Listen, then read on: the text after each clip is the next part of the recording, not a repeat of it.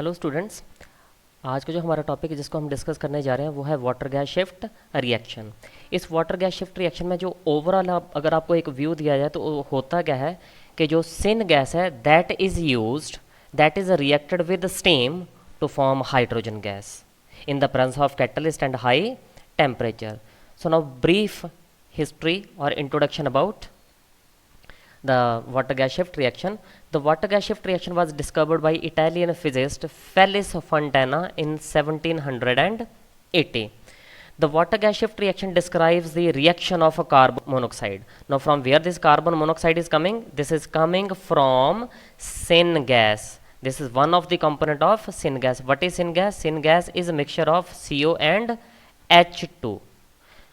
The composition of this CO and H2 depends upon the type of method which we use to synthesize this syngas. This syngas is also called water gas or synthesis gas. Now why this is called synthesis gas? Because हम बहुत सारे organic compounds की synthesis कर सकते हैं using this syngas or water gas by using different types of catalyst under different reaction conditions. So overall the process is the conversion of this steam into hydrogen. So what we use? We use carbon monoxide plus H2. Now this is the mixture of syngas. This is coming from syngas. It is treated with steam. Now what is steam?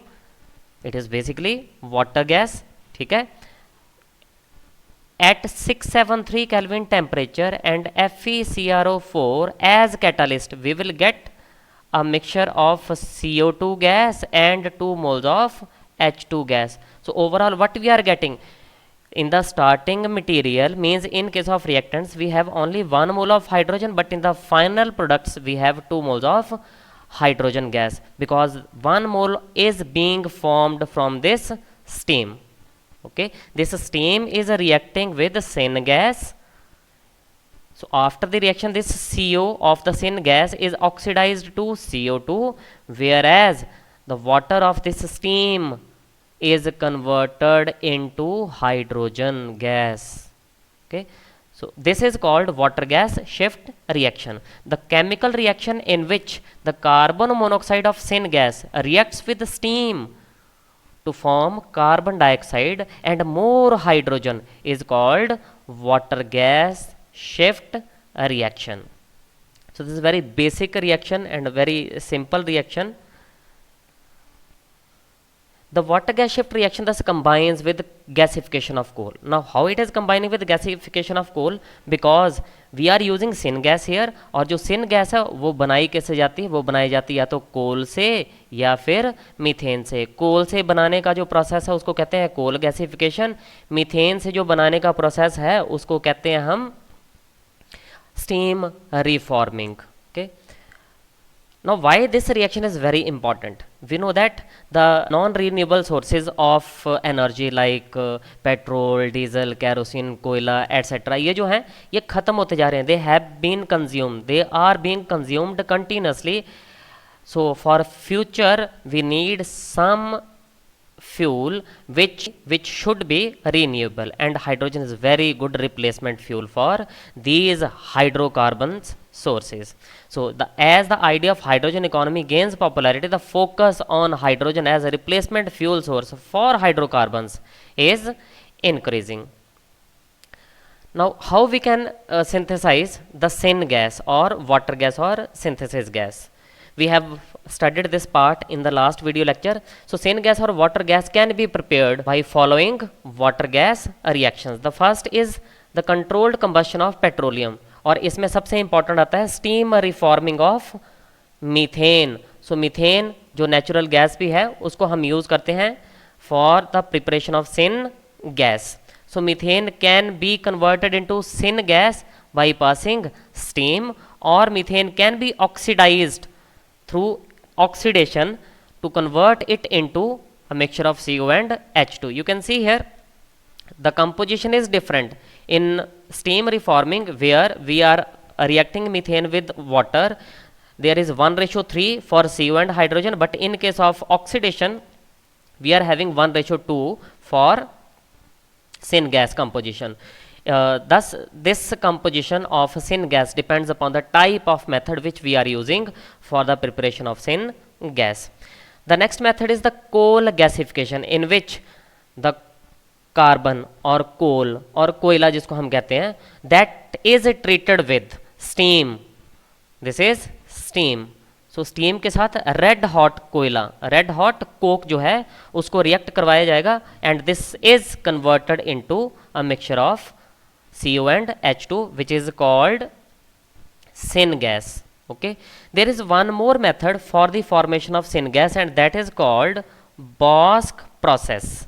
उस process का नाम है Bosch process. So this is that case.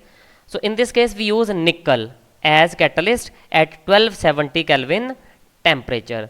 So red hot coal is treated with steam, superheated steam rather, in the presence of nickel at a temperature 1270 Kelvin. The reaction is highly exothermic and is called Bosch process.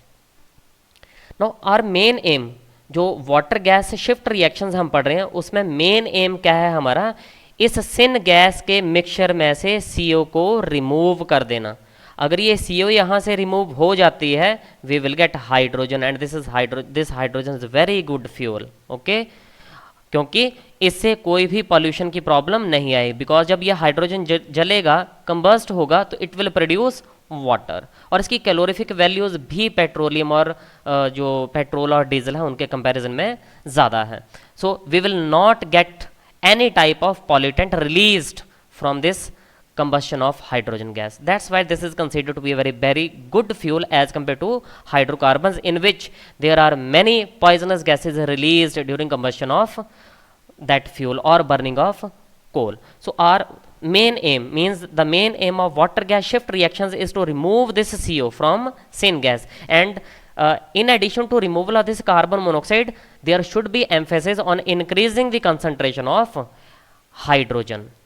Okay, so this is the main aim of water gas shift reaction. So there are other ways as compared to जो हम यहाँ पे ऑर्गोमेटालिक chemistry में पढ़ने जा रहे हैं, उसके कंपेयर में कुछ और मेथड्स भी हैं जिनसे हाइड्रोजन की प्रिपरेशन की जा सकती है. उसमें जो सबसे पहला मेथड आता है वो है लेंज प्रोसेस. ये जो लेंज प्रोसेस है इसके दो स्टेजेस हैं. The first one is oxidation stage. इस स्टेज में क्या है, जो सुपर हीटर स्टीम है उसको पास करते हैं रेड हॉट आयरन के ऊपर से. सो this is iron, red hot iron ये लिया जाएगा, बहुत ज़्यादा गर्म किया जाएगा, और इसके ऊपर से क्या पास कर देंगे, स्टीम पास कर देंगे, superheated steam. The temperature of the reaction is kept at 1023 से 1073 kelvin. After this we will get Fe3O4. This is oxide of iron and hydrogen gas. There is formation of 4 moles of hydrogen gas. So reaction को balance करने के लिए 3 मोल हमने यहाँ पे iron के लगा दिए. So we are passing super heater steam over red hot iron to get hydrogen gas. The reaction is exothermic and a total amount of 160.7 kilojoule per mole energy is released. So this is the first stage in which this iron जिसकी oxidation state 0 थी वो इसमें 2 positive और 3 positive oxidation states में iron को oxidise कर रहा है. That's why this is called oxidation stage. अब ऑक्सीडेशन होने से हुआ क्या, हमारे पास यहाँ पे हाइड्रोजन तो बन गई, बट जो कैटलिस्ट था, जो आयरन कैटलिस्ट है, वो चेंज हो गया है अपने ऑक्साइड में, और ये ऑक्साइड इस रिएक्शन को कैटलाइज नहीं कर सकता. तो इस ऑक्साइड को हम वापस रिड्यूस कर सकते हैं into its active metallic form, means इसको आयरन की फॉर्म में कन्वर्ट कर देंगे. बट उसके लिए यूज क्या करेंगे, we will use syn gas, means CO and hydrogen का मिक्सचर, बिकॉज CO और हाइड्रोजन दोनों ही क्या है, ये बहुत अच्छे रिड्यूसिंग एजेंट्स हैं. So we can reduce this Fe3O4 with carbon monoxide of sin gas to metallic iron, और साथ में यहाँ पे 3 मोल CO2 के रिलीज हो जाएंगे. सो यहाँ पे 3 मोल CO के यूज होंगे. सो यहाँ पे जो कार्बन मोनोऑक्साइड है that is acting as reducing agent. इसी तरह से जो हाइड्रोजन है सिन गैस की, वो भी क्या करेगी, इस आयरन को वापस रिड्यूस कर देगी इनटू मेटालिक आयरन. सो ये फिर से आयरन बन जाएगा, हम फिर से हाइड्रोजन की प्रोडक्शन करेंगे. फिर Fe3O4 बनेगा, Fe3O4 को हम फिर रिड्यूस कर देंगे with the help of reducing agents like CO and H2, और बेसिकली हम करते कि यहाँ पे सिन गैस पास कर देते हैं। एंड दिस रिडक्शन स्टेज, जहाँ पर जो आयरन है वो रीजनरेट हो रहा है by reducing magnetic oxide, Fe3O4 is called magnetic oxide with water gas means syn gas. This reaction is called vivification. This is very important. This reaction is called vivification. So hydrogen is produced in Lenz process in two stages. The first one is oxidation stage and the second one is reduction stage. Hydrogen की जो production हो रही है वो oxidation stage में हो रही है। रिडक्शन स्टेज में जो कैटलिस्ट अपनी इनएक्टिव फॉर्म में चला गया है, जो मैग्नेटिक ऑक्साइड बन गया, उसको वापस हम कन्वर्ट करेंगे इनटू इट्स मेटेलिक फॉर्म, जो एक्टिव फॉर्म है, जिसको हम एज कैटलिस्ट यूज करेंगे। अब वाटर गैस शिफ्ट रिएक्शन जैसे आपको बताया, इसमें ओवरऑल जो सिन गैस की जो CO है वो कन्वर्ट हो जाती है CO2 में, और जो स्टीम है उसका जो H2O है वो कन्वर्ट हो जाता है हाइड्रोजन में। सो CO जो है, CO ऑक्सीडाइज हो जाती है CO2 में, और जो स्टीम का H2O है वो कन्वर्ट हो जाता है हाइड्रोजन में। Okay, so this is the main part of our catalytic cycle. So सबसे पहले जो कैटालिटिक साइकिल हम पढ़ने जा रहे हैं, उस कैटालिटिक साइकिल में हम जो कैटालिस्ट यूज करेंगे वो कैटालिस्ट है FeCO5। ओके, ये जो FeCO5 है इसमें आयरन की ऑक्सीडेशन स्टेट 0 है। अगर यहाँ पे नाम लिखा जाए इसका जो IUPAC नेम है वो है पेंटा कार्बोनिल आयरन 0। ये है हमारे पास जो कैटालिस्ट है, यहाँ पे हम यूज करेंगे। इस कैटालिस्ट में आयरन के पास there are 5 terminal CO groups, there are 5 terminal CO groups. ये रिएक्ट करता है बेस के साथ, जैसे NaOH KOH वगैरह ऐड कर देंगे। The first step is reversible. ये जो OH नेगेटिव है ये न्यूक्लियोफिलिक अटैक शो करेगा on one of the coordinated CO। तो इससे बनेगा क्या, अब किसी एक के ऊपर कोऑर्डिनेट कर जाएगा तो 4 CO हमारे पास एज इट इज बचेंगे। फिर आयरन आ गया, 4 CO आ गए, क्योंकि 5वें के ऊपर क्या अटैक कर रहा है, 5वें के ऊपर अटैक कर रहा है OH एज न्यूक्लियोफाइल। अब क्योंकि OH नेगेटिव ने अटैक किया तो उसके ऊपर चार्ज आ जाएगा negative. After this reaction there is loss of CO2। यहाँ से ये जो CO2 है ये CO2 यहाँ से रिमूव हो जाएगी और हमारे पास एक हाइड्राइड कॉम्प्लेक्स बच जाएगा। और वो कॉम्प्लेक्स कौन सा होगा, that complex is HFeCO4 1 negative. Okay, ये हाइड्राइड हमारे पास कॉम्प्लेक्स बच गया है जिसमें मेटल और हाइड्रोजन का बॉन्ड है, और साथ में 4 CO इसके साथ जुड़े हुए हैं। ठीक है, इलेक्ट्रॉन काउंट की अगर बात करें, जो पहला कॉम्प्लेक्स है आयरन है, इसके वैलेंस शेल में 8 इलेक्ट्रॉन्स हैं, और जो 5 CO हैं वो 10 इलेक्ट्रॉन देंगे, तो इसमें टोटल 18 इलेक्ट्रॉन काउंट हो गया है। यहाँ पे भी हमारे पास 18 इलेक्ट्रॉन काउंट ही रहेगा, क्योंकि जो COOH ग्रुप है ये 1 इलेक्ट्रॉन डोनेट करेगा, एक नेगेटिव चार्ज, ये 2 हो गया।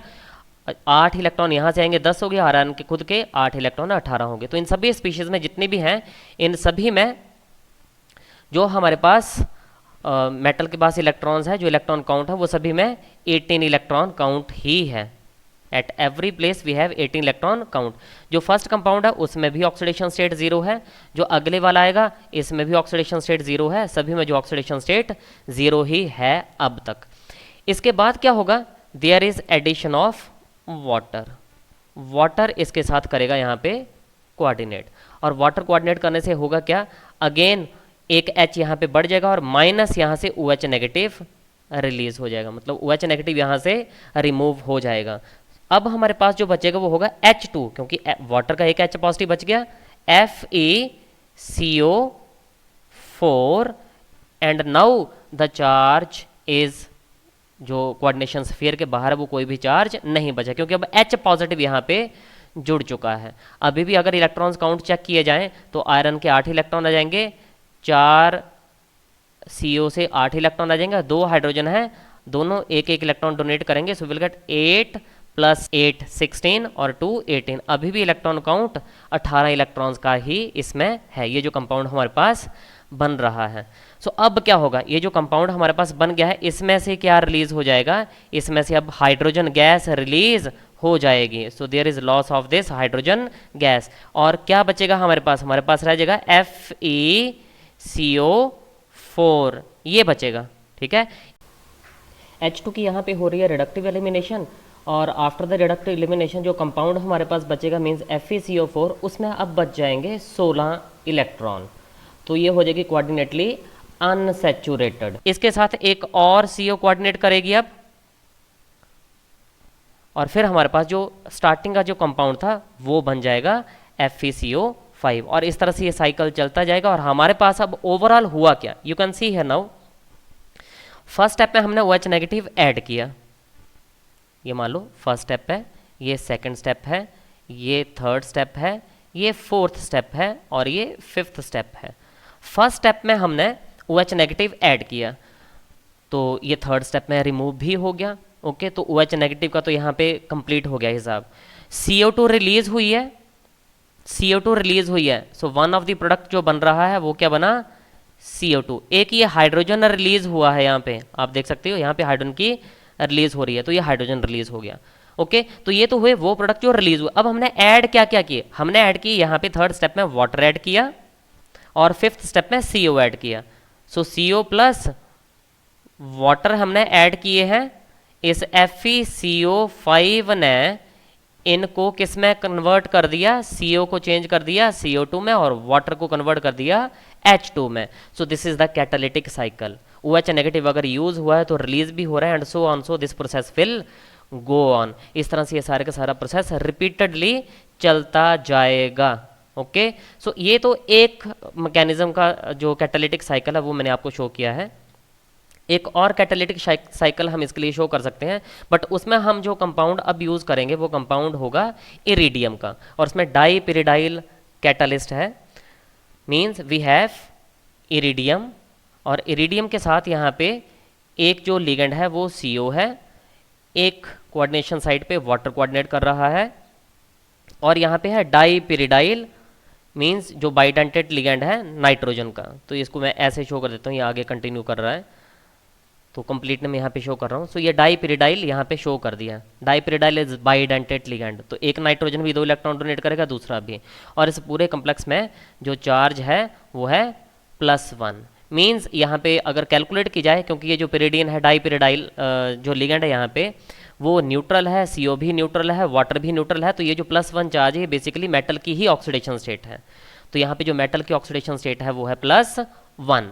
अगर इलेक्ट्रॉन काउंट की यहाँ पे बात की जाए तो इरिडियम ये कोबाल्ट फैमिली से बिलोंग करता है, 9 इलेक्ट्रॉन्स हैं, तो अगर इसके 9 इलेक्ट्रॉन्स काउंट कर लिए जाएं, प्लस जो एक डाईपिरिडीन है ये 4 इलेक्ट्रॉन ट्रांसफर करेगा, शेयर करेगा, एक CO 2 इलेक्ट्रॉन, एक वाटर भी 2 इलेक्ट्रॉन, तो टोटल हो गए 9 + 4 13, 14, 15, 16, 17, ओके। बट क्योंकि +1 चार्ज है तो एक इलेक्ट्रॉन यहाँ से रिमूव करना, so we will get 16 electron.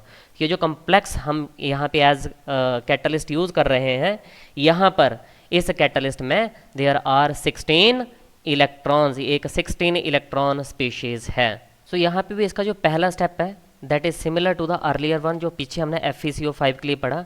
First of all there is nucleophilic attack of OH negative on this coordinated CO। सो हमारे पास बन क्या जाएगा, इरिडियम, यहाँ पे आगे ये डाईपिरिडीन, ठीक है, we are representing it like this, और यहाँ पे वाटर, और यहाँ पे अब CO के ऊपर कौन कोऑर्डिनेट कर गया, कौन अटैक कर गया, OH नेगेटिव। अब OH नेगेटिव है पहले पॉजिटिव, तो अब इस कम्प्लेक्स के ऊपर कोई भी चार्ज नहीं आएगा। After this there is loss of CO, यहाँ से CO की रिमूवल हो जाएगी। So now you can see here ये जो कार्बन मोनोक्साइड है it is converted into carbon dioxide.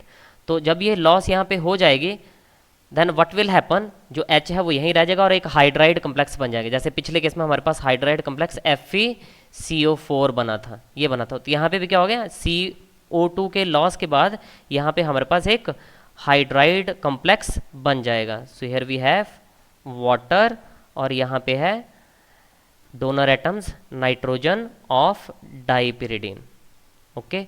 सो इस CO2 के लॉस के बाद भी इस कम्प्लेक्स के चार्ज के ऊपर कोई फर्क नहीं पड़ेगा, बिकॉज CO2 इज न्यूट्रल। जब कोई न्यूट्रल स्पीशीज कहीं से भी लूज हो, किसी भी कंपाउंड से निकले, तो वहाँ पे ऑक्सीडेशन स्टेट में या फिर चार्ज में कोई भी चेंज नहीं आएगी। ओके, सो ऑक्सीडेशन स्टेट यहाँ पे भी +1 थी, यहाँ पे भी +1 ये है, यहाँ पे भी ये +1 ही रहेगा। और जहाँ तक इलेक्ट्रॉन काउंट की बात करें तो इलेक्ट्रॉन काउंट भी हर जगह पे 16 इलेक्ट्रॉन्स का ही रहा है। ठीक है, अगले स्टेज में क्या होगा? In the next stage there is now a reaction with water, तो वाटर का OH नेगेटिव यहाँ से निकल जाएगा और H पॉजिटिव जुड़ जाएगा, सेम जैसे हमने पिछले केस में स्टडी किया था। तो यहाँ पे अब क्या बन जाएगा? We will have now iridium, now we have 2 hydride ligands, 1 water and 2 sites are occupied by this dipyridyl ligand. So now in this case we are having charge +1 because hydrogen यहाँ पे अटैच कर गया है। ठीक है, in the next stage there is loss of H2, H2 यहाँ से remove हो जाएगा और H2 रिमूव होने के साथ ही यहाँ पे कोऑर्डिनेट क्या कर जाएगा? CO कर जाएगा। तो ये सारा साइकिल फिर इस तरह से कंप्लीट हो जाएगा। सो अब इसमें भी आप देख सकते हो क्या क्या ऐड किया हमने। OH नेगेटिव लिखा है यहाँ पे कैटालिटिक साइकिल में, OH नेगेटिव अगर ऐड हो रहा है तो रिमूव भी हो रहा है, इट इज़ बैलेंस्ड। ओके, और क्या ऐड किया हमने ऐड किया CO, सो एक CO ऐड किया हमने, यहाँ पे एक वाटर ऐड किया हमने प्लस वाटर। ओके, और बना क्या?